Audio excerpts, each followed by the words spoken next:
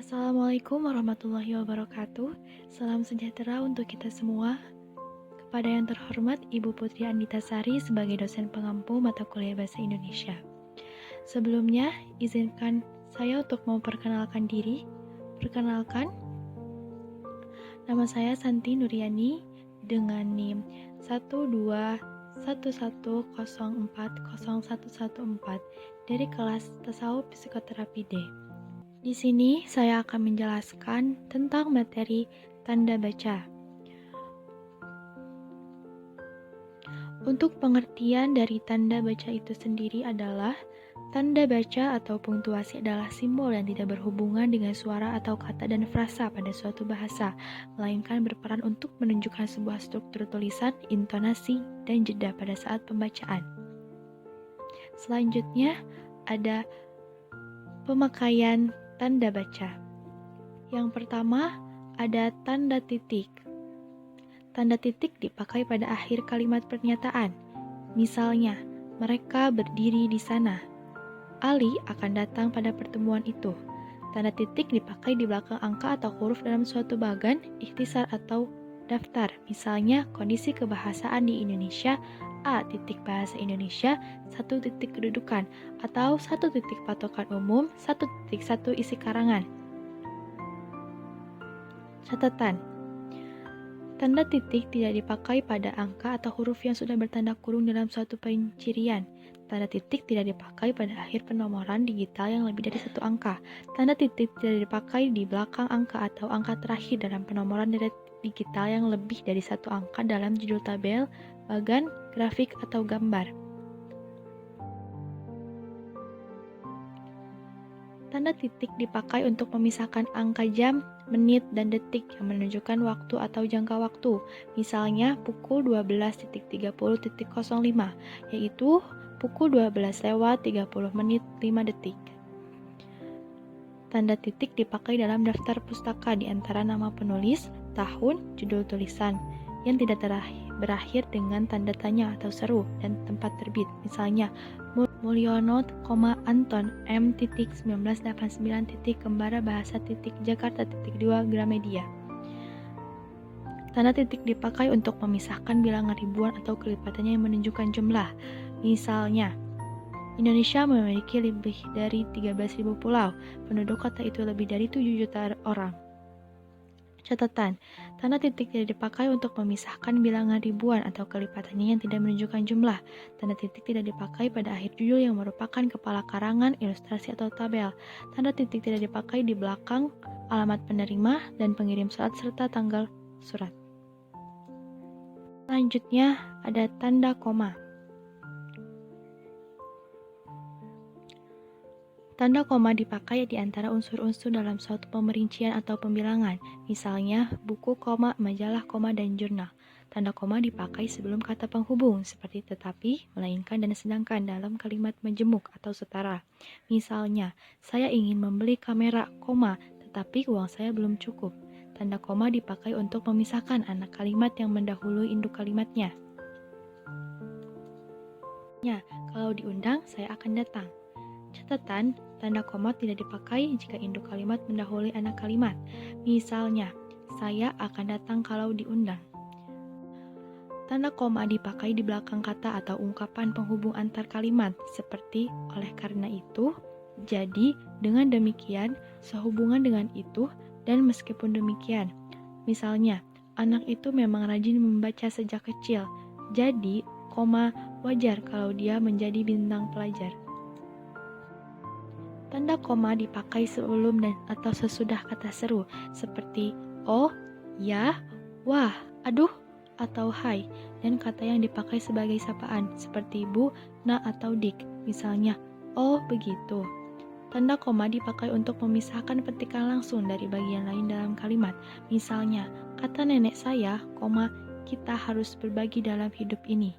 Catatan, tanda koma tidak dipakai untuk memisahkan petikan langsung yang berupa kalimat tanya, kalimat perintah, atau kalimat seru dari bagian lain yang mengikutinya.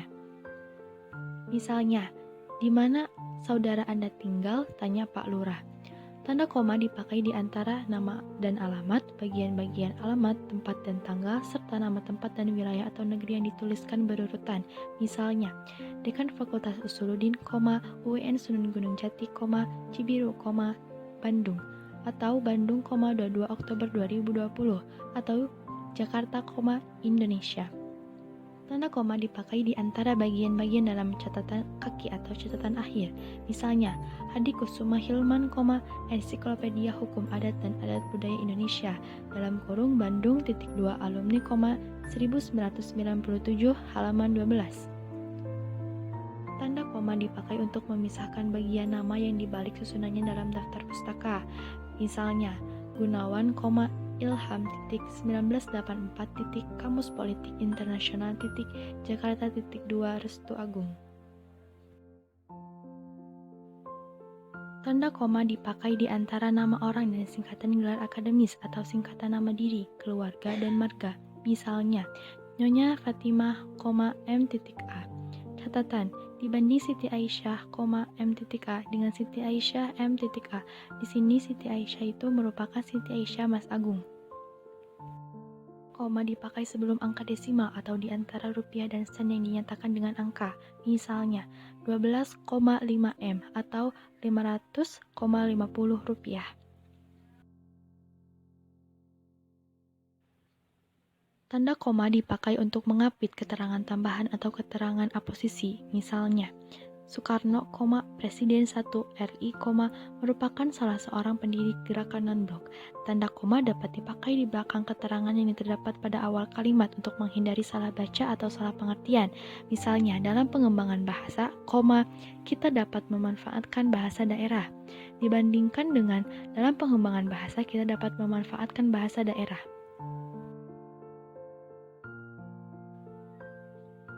Yang ketiga, ada tanda titik koma. Tanda titik koma dapat dipakai sebagai pengganti kata penghubung untuk memisahkan kalimat setara yang satu dari kalimat setara yang lain di dalam kalimat majemuk. Misalnya, hari sudah malam, titik koma, anak-anak masih membaca buku.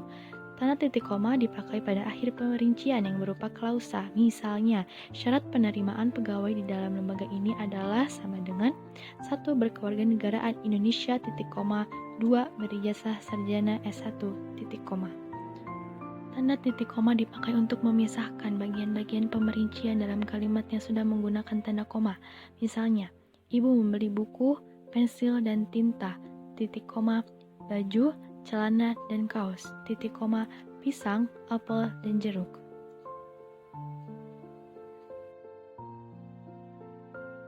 Yang keempat, ada tanda titik dua. Tanda titik dua dipakai pada akhir suatu pernyataan lengkap yang diikuti pemerincian atau penjelasan. Misalnya, mereka memerlukan perabot rumah tangga, titik dua, kursi, meja, dan lemari. Tanda titik dua tidak dipakai jika perincian atau penjelasan itu merupakan pelengkap yang mengakhiri pernyataan. Misalnya, kita memerlukan kursi, meja, dan lemari. Tanda titik dua dipakai sesudah kata atau ungkapan yang memerlukan pemberian. Misalnya, A. Ketua, titik dua, Ahmad Wijaya. Sekretaris, titik 2 Siti Aisyah, bendahara, titik 2 Aulia Fitri.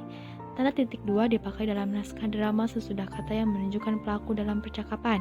Misalnya, Ibu, titik 2, bawa tas ini nak.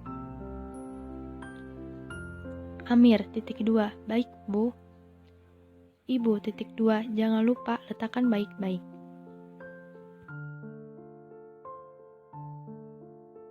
Tanda titik 2 dipakai di antara jilid atau nomor dan halaman, surat dan ayat dalam kitab suci, judul dan anak judul suatu karangan, serta nama kota dan penerbit dalam daftar pustaka.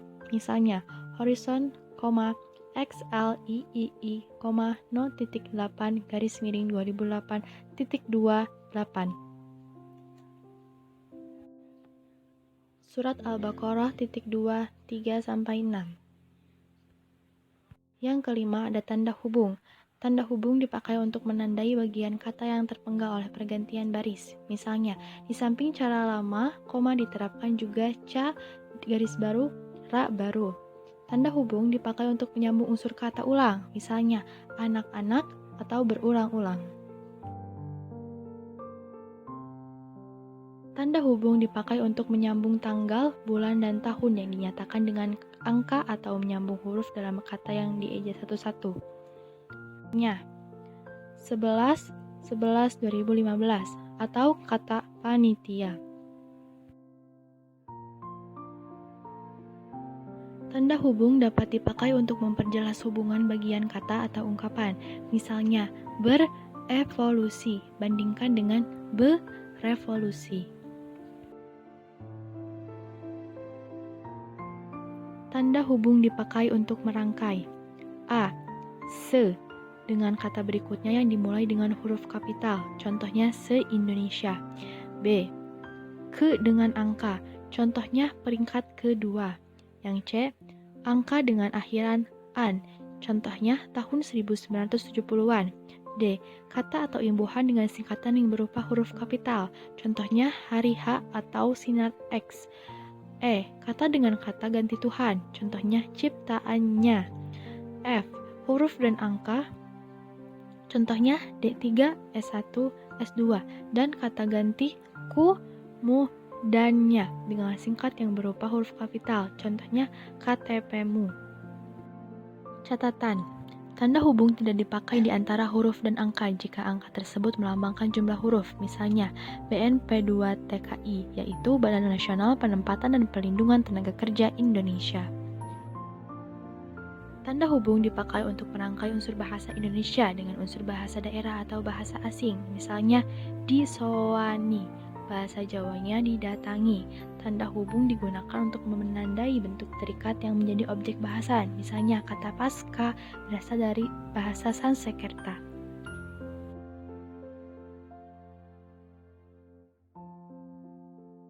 Keenam, ada tanda tanya. Tanda tanya dipakai pada akhir kalimat tanya, misalnya, kapan Hari Pendidikan Nasional diperingati? Tanda tanya dipakai di dalam tanda kurung untuk menyatakan bagian kalimat yang disangsikan atau yang kurang dapat dibuktikan kebenarannya. Misalnya, Monumen Nasional mulai dibangun pada tahun 1961.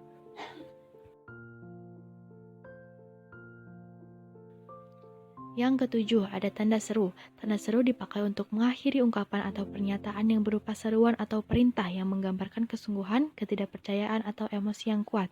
Misalnya, alangkah indahnya taman laut di Bunaken. Mari kita dukung gerakan cinta bahasa Indonesia. Yang kedelapan, ada tanda elipsis. Tanda elipsis dipakai untuk menunjukkan bahwa dalam suatu kalimat atau kutipan ada bagian yang dihilangkan. Misalnya, penyebab kemerosotan titik-titik akan diteliti lebih lanjut. Catatan, tanda elipsis itu didahului dan diikuti dengan spasi.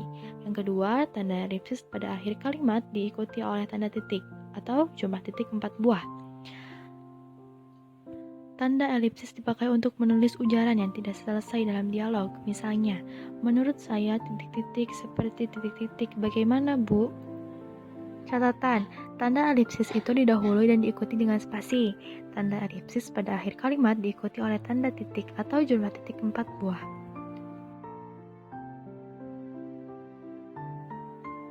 Yang ke-9, ada tanda petik. Tanda petik dipakai untuk mengapit petikan langsung yang berasal dari pembicaraan, naskah, atau bahan tertulis lain. Misalnya, dalam tanda petik, merdeka atau mati, seru Bung Tomo dalam pidatonya. Tanda petik dipakai untuk mengapit judul sajak, lagu, film, sinetron, artikel, naskah, atau bab buku yang dipakai dalam kalimat. Misalnya, sajak dalam tanda petik, pahlawanku terdapat dalam halaman 125 buku itu. Tanda petik dipakai untuk mengapit istilah ilmiah yang kurang dikenal atau kata yang mempunyai arti khusus. Misalnya, dalam tanda petik tatikus, ini merupakan komputer yang sudah tidak berfungsi. Yang ke-10, tanda petik tunggal. Tanda petik tunggal dipakai untuk mengapit petikan yang terdapat dalam petikan lain. Misalnya, tanya dia, kau dengar bunyi dalam tanda petik tunggal kering-kering tadi? Tanda petik tunggal dipakai untuk mengapit makna, terjemahan, atau penjelasan kata atau ungkapan.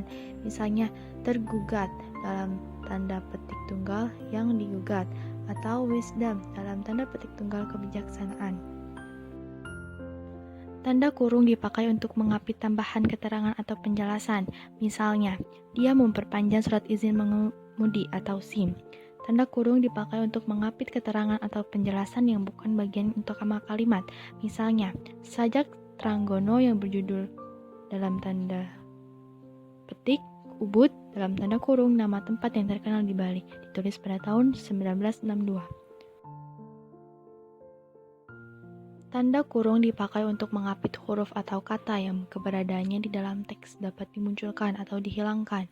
Misalnya, dia berangkat ke kantor selalu menaiki dalam tanda kurung bus Transjakarta. Tanda kurung dipakai untuk mengapit huruf atau angka yang digunakan sebagai penanda pemerincian. Misalnya, faktor produksi menyangkut dalam kurung A bahan baku, dalam kurung B biaya produksi, dan dalam kurung C tenaga kerja. Yang ke-11 ada tanda kurung siku. Tanda kurung siku dipakai untuk mengapit huruf, kata, atau kelompok kata sebagai koreksi atau tambahan atas kesalahan atau kekurangan di dalam naskah asli yang ditulis orang lain. Misalnya, penggunaan bahasa dalam karya ilmiah harus sesuai dalam tanda kurung siku dengan kaidah bahasa Indonesia. Tanda kurung siku dipakai untuk mengapit keterangan dalam kalimat penjelas yang terdapat dalam tanda kurung. Misalnya, persamaan kedua proses itu dalam tanda kurung siku, perbedaannya dibicarakan di dalam bab 2. Lihat halaman 35-38. Perlu dibentangkan di sini. Yang ke-12 ada tanda garis miring. Tanda garis miring dipakai dalam nomor surat, nomor pada alamat, dan penandaan masa 1 tahun yang terbagi dalam 2 tahun takwim. Misalnya, nomor .27 garis miring PK garis miring 2 garis miring 2013 dan Jalan Keramat nomor 3 garis miring 10. Tanda garis miring dipakai sebagai pengganti kata dan atau serta setiap. Misalnya, mahasiswa garis miring mahasiswi, itu artinya mahasiswa dan mahasiswi, atau harganya Rp1.500 garis miring lembar, atau sama dengan harganya Rp1.500 setiap lembar. Tanda garis miring dipakai untuk mengapit huruf, kata, atau kelompok kata sebagai koreksi atau pengurangan atas kesalahan atau kelebihan dalam naskah asli yang ditulis orang lain. Misalnya, buku pengantar link garis miring G garis miring Uistik karya Verhard cetak beberapa kali. Cukup sekian materi yang dapat saya jelaskan. Mohon maaf bila banyak kesalahan. Terima kasih. Wassalamualaikum warahmatullahi wabarakatuh.